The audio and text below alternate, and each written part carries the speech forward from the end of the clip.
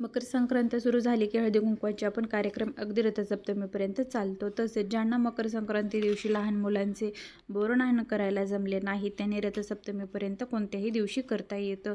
रथसप्तमीला मकर संक्रांतीनंतर एवढे महत्त्व का आहे? रथसप्तमी यंदा नक्की कधी आलेली आहे आणि रथसप्तमीच्या दिवशी आणखी कोणत्या गोष्टी आवर्जून कराव्यात ज्याचा लाभ आपल्या संपूर्ण कुटुंबाला होत असतो? कोणत्या आहेत प्रभावी उपाय ते रथसप्तमीला केले असता आपल्या नशिबातील अडथळे दूर होतात? चला जाणून घेऊया. पण त्याआधी चॅनलला सबस्क्राईब केले नसेल तर नक्की सबस्क्राईब करून घ्या. दूध का ओतू घातलं जातं आणि दुधाचं ओतू घालण्याचं काय कारण आहे ते सुद्धा यामध्ये मी सांगितलेलं आहे. तसेच पूजाविधी कशी करायची आहे त्याची सुद्धा माहिती यामध्ये मी सांगितलेली आहे.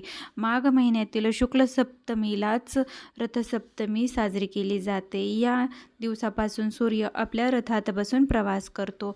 त्याच्या रथाला 7 घोडे असतात म्हणून याला रथसप्तमी असे शब्द वापरला जातो. या दिवशी आदित्य नारायणाची पूजा केली जाते. सूर्य हा ग्रहाचा राजा असून नवग्रहांमध्ये सूर्याला राजाचे स्थान प्राप्त झाले आहे. सूर्य स्वयंप्रकाशी असून अन्य ग्रह त्याच्यापासून प्रकाश घेतात. अशा या सूर्यनारायणाच्या प्रती कृतज्ञता व्यक्त करण्याचा दिवस म्हणजेच रथसप्तमी.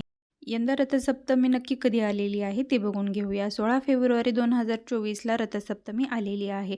रथसप्तमी हा सण हळूहळू वाढवणाऱ्या तापमानाचा दर्शक असतो. सूर्यदेवता या रथात सतत विराजमान असतात. देवळात असतो त्याप्रमाणेच देवळाला महत्त्व प्राप्त झालेले आहे. तसेच महत्त्व या रथाला सुद्धा आहे. म्हणूनच या दिवशी सूर्याच्या रथाची पूजा केली जाते. सूर्याच्या रथाचे चित्र काढले जाते. सूर्याच्या रथाची रांगोळी काढली जाते. त्याचे प्रतिकात्मक पूजन करून रथसप्तमीला कृतज्ञता व्यक्त करण्याचा दिवस म्हणजेच रथसप्तमी. आपलं जर आरोग्य आज जे काही आहे ते सूर्यदेवामुळेच आहे. सूर्यदेवच जर प्रकाशित झाले नसते तर सृष्टीचं काय झालं असतं?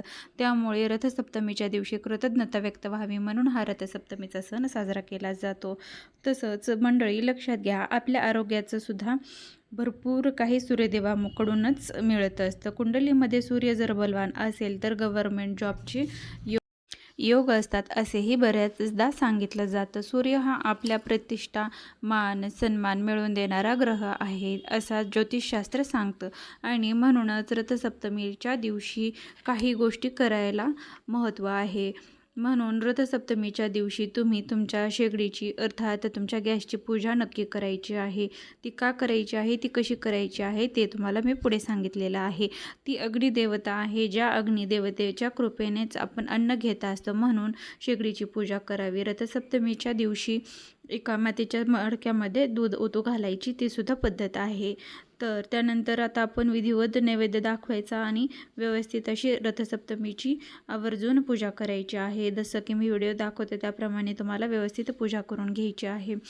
तसंच आणखी काही गोष्टी केल्या जातात. त्यामुळे आदित्य रानूबाईची पूजा केली जाते. आदित्य म्हणजेच सूर्यनारायण आणि त्यांच्या पत्नीची पूजा विधिवत केली जाते. माघ शुद्ध सप्तमीला महासप्तमी किंवा माघ सप्तमी, अचला सप्तमी आणि आरोग्य सप्तमी या नावाने ओळखलं जातं. या दिवशी पूजा करून सूर्याला पायसाचा नैवेद्य म्हणजेच खिरीचा नैवेद्य दाखवला जातो. भगवान सूर्यनारायण रोज विश्वाला प्रकाश देत असतात आणि त्यांच्या प्रति कृतज्ञता व्यक्त करण्याचा हा दिवस असतो. भगवान सूर्यनारायणाचे 7 अश्व म्हणजे सप्तरंग, सप्तवार, सप्तछंद आहेत अशी लोकमनाची भावना असल्यामुळेच रथसप्तमीच्या दिवशी व्रताचरणात प्रथम ध्यानमग्नता, नंतर नाममंत्रासह सूर्यनमस्कार आणि अखेरीस तीर्थप्राशन हे नित्यप्रमाणेच करायचं असतं. रथ हे वैदिक हिंदू धर्मामधील प्राचीन म्हण आहे. देवांगणासाठी देवरथ, राजा महाराजांसाठी पुष्परथ, स्पर्धासाठी क्रीडारथ, स्त्रियांसाठी कणीरथ, रथ क्रीडेच्या रक्षणासाठी वैजकीय रथ, युद्धासाठी सांग्रामिक रथ असे रथाचे अनेक प्रकार आहेत. रथचक्र हे समाज जीवनाच्या प्रगतीचं चिन्ह आहे, उत्कृष्टाचे प्रतीक आहे. म्हणूनच रथसप्तमीच्या दिवशी ज्या 3-4 गोष्टी तुम्हाला करायच्या असतात त्यामध्ये सकाळी लवकर सूर्यनारायणाला जल अर्पण करायचं असतं. तांब्याचा कलश घ्यायचा आहे, त्यामध्ये पाणी भरून त्यामध्ये कुंकू, चंदन, अक्षदा, लाल फूल टाकून ते पाण्यानं सूर्यनारायणाला जल अर्पण करायचं आहे, म्हणजेच अर्घ्य द्यायचा आहे. हे रथसप्तमीच्या दिवशी सूर्योदयावेळी करायचे आहे. त्यानंतर सूर्यनारायणाची रथासह पूजा करायची आहे, म्हणजेच त्याच्या रथाचे चित्र काढायचे आहे, रांगोळी काढायची आहे. त्यासोबतच आदित्य राणूबाईची सुद्धा प्रतिमा काढायची आहे. त्यानंतर आपल्याला 7 राशी, 7 घोड्यांचं प्रतीक म्हणून आपल्याला इथं 7 राशींची सुगड किंवा मग आपण एखाद्या वाटीमध्ये किंवा एखाद्या भांड्यामध्ये सुद्धा आपण अशा प्रकारे राशी ठेवायच्या आहेत. तेही भरीव धान्याच्या राशी ठेवायच्या आहेत. अशा प्रकारे आपल्याला ही सूर्यनारायणाची पूजा करायची आहे, ती रथसप्तमीच्या दिवशी. सूर्यनारायणाला जे दुधाचा आपण नैवेद्य दाखवला जातो, पायसाचा नैवेद्य दाखवला जातो, ते मातीच्या कलशामध्ये करायचं असतो. ते कशा प्रकारे करायचा असतो आणि ते कशा प्रकारे दूध ओतू घालायचं असतं, तेही चुलीवर त्याची सुद्धा माहिती मी तुम्हाला पुढे सांगितलेली आहे. अशा प्रकारे या गोष्टी आपण रथसप्तमीला केल्या जातात आणि बऱ्याच प्रकारे दानधर्मसुद्धा केला जातो आणि महत्त्वाचा सुद्धा मानला जातो. त्यामध्ये महत्त्वाची गोष्ट म्हणजेच घृतस्नान व घृतदान. घृत म्हणजे तूप. नंतर देवघरातील बाळकृष्णाला तुपाने स्नान घालायचं. त्यानंतर उष्ण पाण्यानं त्याची पूजा करायची. तसेच गुरुजींना यथाशक्ती तुपाचे दान करावे. आपल्या पापाचा नाश होऊन सूर्यलोक मिळावा म्हणून हे दान करतात. त्याचबरोबर उत्तम वंशासाठी सुद्धा रथसप्तमीला दान केले जाते. त्यानुसार ते दान काय करायचं आहे ते तुम्हाला सांगते. 12 ब्राह्मण जोड्याला आपल्याला 12 नारळी दान करायची असतात असं सांगितलं जातं. हे उपाय केल्याने आपल्याला आपत्ती प्राप्तीसाठी हे उपाय आवर्जून केले जातात. नंतर हरिद्रादी दान हा सुद्धा दान करण्याचा एक महत्त्वाचा विधी आहे. म्हणजेच हळदी कुंकाचे दान. डोळे मिटून कुंकवाचा वास घेतला तर हळदीचा आला पाहिजे आणि ओलं कुंकू हात धुतला की लाल रंग पूर्णपणे निघून गेला पाहिजे, ही खऱ्या कुंकवाची ओळख आहे.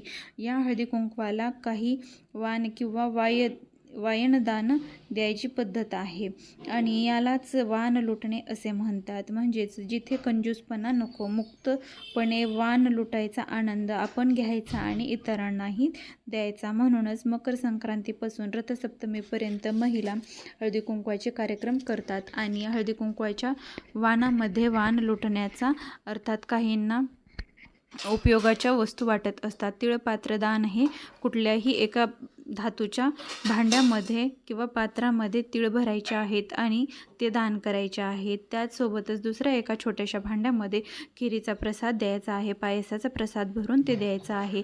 हे दान केल्यामुळे मनशांती देणारे हे दान आहे, आवर्जून करावे. अगदी सोपी पण अतिशय पुण्यफुलं देणारी ही दाने आहेत. दान देताना मात्र नियम पाळायचे आहेत. दान ज्याला द्यायचं आहे ती व्यक्ती सतप्राप्ती असावी. याशिवाय मदत म्हणून गोरगरिबांना यथाशक्ती मदत करावी. दानात दिलेले वाण उत्तम गुणवत्तेचे असावे. घरात लागत नाही म्हणून त्या वस्तू दिल्या असं करू नये. एकदा दान दिले की त्याचा विचार करू नये. त्या वस्तूबद्दल कुठलीही अस्थिहळहळ ठेवू नये.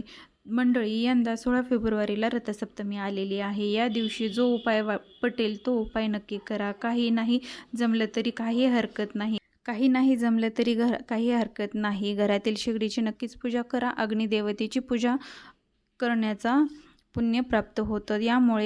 यामुळे मिळत असतं आणि यामुळे घर वर्षभर धनधान्याने भरलेलं राहतं. सूर्यनारायणाच्या कृपेने कुटुंबातील सर्व सदस्यांची प्रगती होते. ज्यांना काही अडचणीमुळे मासिक पाळीमुळे किंवा सूतकाळामुळे सुगडपूजन करता आले नाही, त्या महिला या दिवशी रथसप्तमीच्या दिवशी म्हणजेच धाकली संक्रांतसुद्धा म्हणलं जातं, या दिवशी ही पूजा आपण करू शकतो, बोरनाहन करू शकतो. अशाच प्रकारे आपण आदित्य राणूबाईची जशी रविवारी पूजा करत असतो त्याच पद्धतीने ही सुद्धा पूजा करायची असते.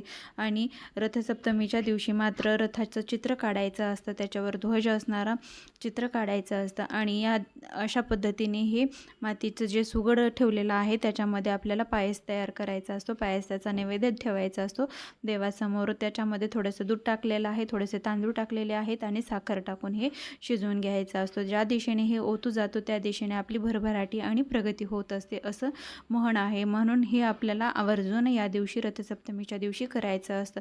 विशेष म्हणजे हे अंगणात गौरीच्या किंवा कोळशाच्या धुरावरती केलं जातं, पण शक्यतो शहरी भागामध्ये हे करणं आपल्याला शक्य नाही. म्हणून आपण घरातच अशा पद्धतीनं सुद्धा नैवेद्य करून देवासमोर ठेवू शकतो. अशा पद्धतीने मी ही पूजा करून घेतलेली आहे. तुम्हाला या पद्धतीने पूजा करायची आहे. गुळ खोबऱ्याचा नैवेद्य ठेवायचा आहे. शक्य असेल तर कहाणीसुद्धा तुम्ही ऐकू शकता. तुम्हाला या व्हिडिओतील माहिती कशी वाटली, नक्कीच आवडली असावी. आवडली असेल तर लाईक करा. चॅनलवर नवीन असाल तर नक्की सबस्क्राईब करा. पुन्हा भेटूया अशाच एका नवीन माहितीपूर्ण व्हिडिओसोबत. तोपर्यंत